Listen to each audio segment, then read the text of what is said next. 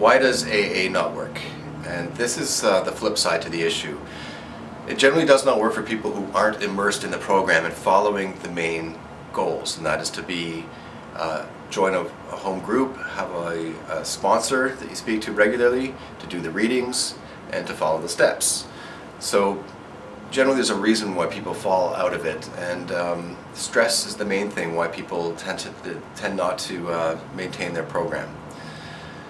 Another thing that I want to state though is, in a way, it's kind of punitive when a person has their chips. They've been sober for, let's say, 2 months, and then they have a relapse. But there's a lot of shame that comes along with it. Shame and guilt is a huge part of drug abuse, substance misuse.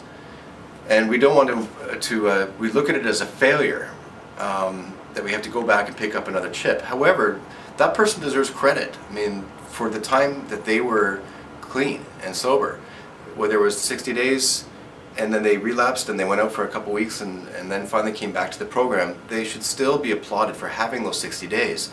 So it gets bent out of shape. People think that they fail. The user or their family might feel that they are a failure. Even with rehab as well, it's a failure. No one can take away that clean time from them. And they should be proud about it. And just like cigarette smokers, they usually tend to have multiple goes at it before they finally get it right. So it's not punitive, a relapse.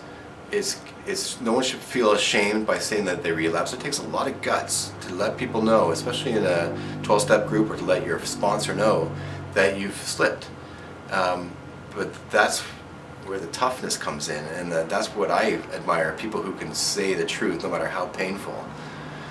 So picking up another white chip, that's okay. You know, it's as a physician now, any disease or illness where a person's been in remission for 60 days, completely symptom-free, that's fantastic. So we should encourage people to not worry about the stigma and the bad feelings that go along with the relapse. It's okay, it's a part of recovery for some people, for most people, and picking up the chips is just a small part of it.